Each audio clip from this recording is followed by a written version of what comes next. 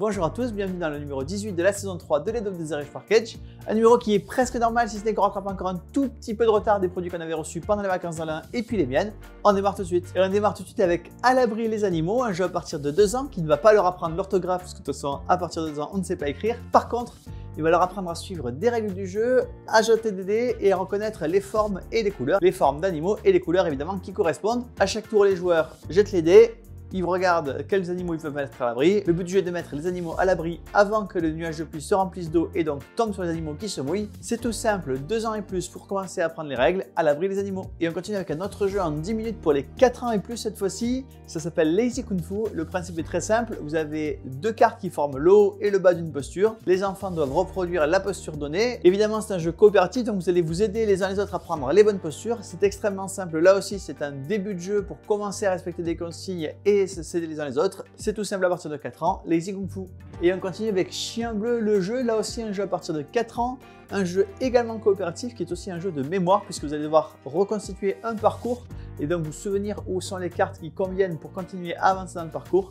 C'est tout simple, c'est évidemment basé sur la licence Chien Bleu, c'est Chien Bleu le jeu. Et on continue avec Nimalia. Nimalia c'est un jeu dans lequel vous allez construire un tableau en prenant des cartes et en les entassant un peu les unes sur les autres. Que chaque carte doit écraser au moins un animal des cartes précédentes qui sont sur le tableau, donc à vous d'être malin dans la façon dont vous allez combiner vos cartes, sachant qu'à chaque tour il va y avoir un scoring de points qui va dépendre d'une partie sur l'autre et qui va être utilisé plusieurs fois. C'est-à-dire qu'il y a 4 conditions pour marquer des points à chaque partie qui sont tirées au sort. Au premier tour on prend les conditions 1 et 2, au second tour les conditions 2 et 3, 3 et 4, 1 et 4, 2 et 3.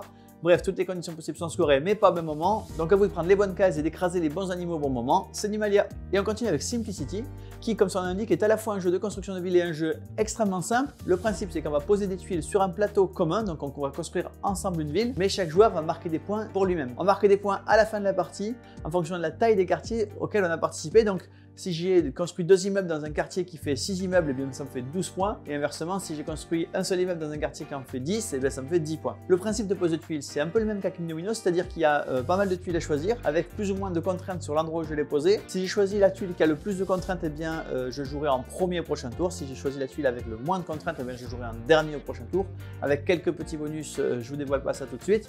Bref, un jeu extrêmement simple et à la fois extrêmement malin, c'est Simplicity. Et on continue avec Saturn. Saturn, c'est un jeu coopératif dans lequel les joueurs jouent le rôle d'un studio de cinéma qui a une dernière chance de faire un film. Ce film doit être une réussite parce que sinon le studio va fermer. Donc voilà, aux joueurs de faire un film qui est soit un énorme succès, soit un film tellement mauvais que bien c'est devenu une série Z culte et que donc c'est quand même un succès. Mais en tout cas, il ne doit pas rester dans la zone grise des films corrects et sans plus. Il faut s'assurer qu'on va bien aller au bout du film, qu'on va bien tourner les 5 grandes scènes du film, sachant qu'on a des contraintes de temps et d'argent. Donc voilà, à vous de sélectionner les bonnes scènes qui vont bien se combiner pour faire un bon film, mais à la fois que vous êtes capable de réaliser jusqu'au bout. C'est évidemment un jeu fait par des amoureux du cinéma, tous les classiques du genre y sont.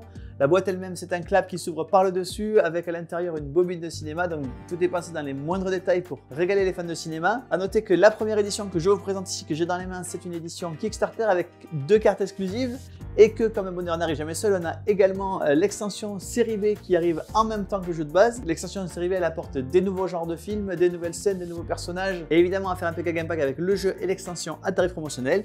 C'est Saturn et l'extension série B. Et on continue avec Lumen. Lumen, c'est un jeu de Bruno Catala et Corentin Lebrat, les mêmes auteurs que Trek 12. C'est un jeu qui est énormément inspiré de Trek 12. Sa mécanique de base, c'est la même que Trek 12. Ça pourrait être Trek 12, le jeu de combat. Sauf que ça n'est qu'une des mécaniques du jeu, puisque dans Lumen, c'est un jeu dans lequel 2 joueurs vont s'affronter. La mécanique de construction de tableau à la Trek 12, ça va vous permettre de recruter de nouvelles troupes et de leur donner des ordres. Évidemment, plus vous en recrutez et plus vous donnez des ordres, et plus ça va être facile de remporter la deuxième finalement partie du jeu, qui est un jeu d'affrontement et de contrôle de territoire, sachant qu'il n'y a que cette seconde partie qui va vous permettre de marquer des points en fin de partie. Donc voilà, la mécanique Trek 12 pour accumuler des ressources et des ordres, mais qu'il va falloir utiliser ces ressources et des ordres au mieux pour remporter la partie de Lumen. Et on continue avec des blocs experts. Des blocs, je ne sais pas si vous en souvenez, c'était ce jeu de rapidité dans lequel les joueurs essayaient de refaire des figures qui étaient imposées par le jeu. Ici, la partie expert, c'est plutôt du casse-tête, c'est-à-dire que vous allez avoir 1 ou 2 joueurs en coopération qui vont essayer de refaire ces fameuses figures. Il y a 60 défis, évidemment, à la difficulté croissante. Si vous voulez vraiment, vous pouvez jouer en compétitif, mais il va falloir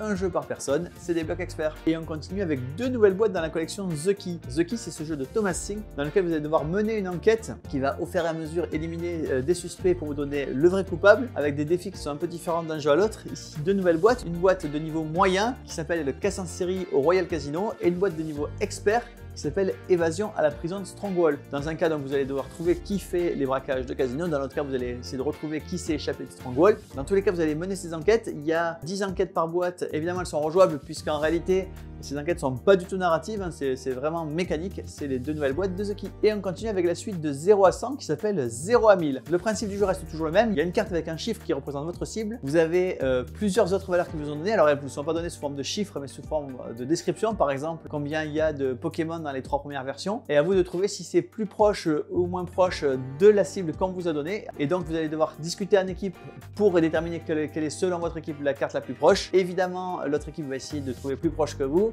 C'est un jeu qui est évidemment fait pour établir une espèce d'ambiance de compétition entre des équipes. C'est 0 à 1000. Cryptid, c'est un jeu qui était sorti en 2018, qui avait été nommé au Kennerspiel des Jahres en 2022. C'est un jeu dans lequel un joueur affrontait plusieurs autres joueurs qui cherchaient à trouver où était le cryptide. Ici, version légèrement différente puisque c'est une version 2 joueurs. Donc un joueur joue une espèce de monstre qui se cache dans la ville. L'autre joueur va essayer de le trouver. Évidemment, le joueur qui joue le monstre va être obligé de lui donner quelques indices de temps en temps. Un jeu évidemment d'affrontement et de déduction extrêmement transportable avec les mécaniques de cryptide. C'est Cryptid Legends of Ben. Et on continue avec un livre-jeu de ma collection préférée de livres-jeux qui s'appelle Ma Première Aventure. Ici, c'est Sur la piste du Dahu. Si vous suivez bien les hebdos, vous l'avez vu finalement il n'y a pas si longtemps, sauf que il était en rupture et il revient dans une version longue, donc avec des pages en plus par rapport à la version originale. C'est Ma Première Aventure sur la piste du Dahu. Puisqu'on en est au livre-jeu, voici Unlock, échappe-toi du labyrinthe. Unlock Escape Geek, c'est une collection de romans dont vous êtes le héros. C'est le 5e tome qui arrive aujourd'hui. Évidemment, il va vous plonger dans un labyrinthe pour essayer de sauver Merlin avec une petite composante fantastique de voyage dans l'espace et dans le temps. C'est Unlock Escape Geeks, le tome 5. Et on continue avec Zombie Asocial Club. C'est un jeu qui existait déjà, mais qui existait en boîte plus grosse. Ici, il revient dans sa version Pocket. Le jeu est exactement le même. C'est toujours un jeu d'affrontement qui se joue en une grosse demi-heure où vous allez devoir résister aux attaques de zombies. Les zombies sont regroupés en 4 grandes familles. Les hippies, les punks, les survivalistes ou les capitalistes. Toujours aussi bien fait, toujours aussi riche. C'est Zombie Asocial Club, la version Pocket. Et on continue avec une nouvelle version de Scotland Yard. Scotland Yard, c'est un jeu qui était sorti pour les plus anciens en 1983, dans lequel Monsieur X devait se cacher de tous les autres joueurs qui le cherchaient dans Londres. Ici, il arrive en version Sherlock Holmes, ce qui fait que vous allez pouvoir jouer dans le Londres de Sherlock Holmes, évidemment. Vous avez deux versions dans la boîte de ce jeu. Vous pouvez jouer soit au Scotland Yard classique avec les règles classiques, soit profiter de cette boîte pour jouer avec les règles spéciales de Sherlock Holmes, avec des personnages enquêteurs qui ont des pouvoirs asymétriques. Vous avez Sherlock Holmes, vous avez évidemment Watson, Lestrade ou Irene Adler. Bref, un nouveau Scotland Yard, la version Sherlock Holmes. Et on continue avec Fortune et Folie, un nouveau pack de scénarios pour Horror Arkham. Vous le savez, Horror Arkham, vous avez le jeu de base avec la première campagne, La Nuit de la Zélatrice, et puis vous avez plein de campagnes, et puis de temps en temps, il y a un auteur qui arrive avec un nouveau scénario original et qui se joue en standalone. Et bien c'est le cas ici, c'est Fortune et Folie qui vous amène dans un casino, dans lequel vous allez pouvoir en plus faire des choses de façon un peu différente d'une partie sur l'autre, puisque vous allez pouvoir choisir l'ordre dans lequel vous allez voir les différentes tables du casino. A noter que cette boîte, elle est particulièrement bien faite si vous jouez la campagne des Clés écarlates, puisqu'il y a quelques petits bonus pour ceux qui ont la boîte de campagne des Clés écarlates, mais sinon vous êtes parfaitement capable de la jouer juste avec la boîte de base. C'est Horror Arkham, Fortune et Folie. Et on continue avec une extension pour Etherfield, c'est ce jeu dans lequel vous incarnez des rêveurs qui vont donc explorer un nouveau monde. Si vous avez déjà fini Etherfield, il y a quand même pas mal de boulot parce qu'il y a des heures et des heures de jeu dans la boîte de base. Il y a une nouvelle boîte qui sort avec deux nouvelles campagnes, la campagne de la louve et la campagne de la harpie. Dans un cas, vous allez partir à la recherche d'un voleur à travers différents paysages, notamment le marché infini et puis plein d'autres endroits que vous allez pouvoir explorer. Dans l'autre cas, vous allez être pris au piège dans un affrontement entre les parasites et la forêt sans fin. Vous allez même peut-être aller jusqu'à affronter le terrible roi des elfes maudits. Beaucoup de choses. On annonce 50 heures de jeu pour terminer les deux campagnes. Et en plus, dans l'univers d'Etherfield, il y a le jeu de cartes qui est évidemment thématisé Etherfield. Et comme d'habitude, on va faire un PK Game Pack avec le jeu de base, toutes les extensions et le jeu de cartes. Etherfield à tarif promotionnel. Et bien voilà, le numéro 18 de la saison 3 de l'Hebdo de The Rage Package est terminé. J'espère qu'il vous aura plu et moi je vous dis rendez-vous à la semaine prochaine.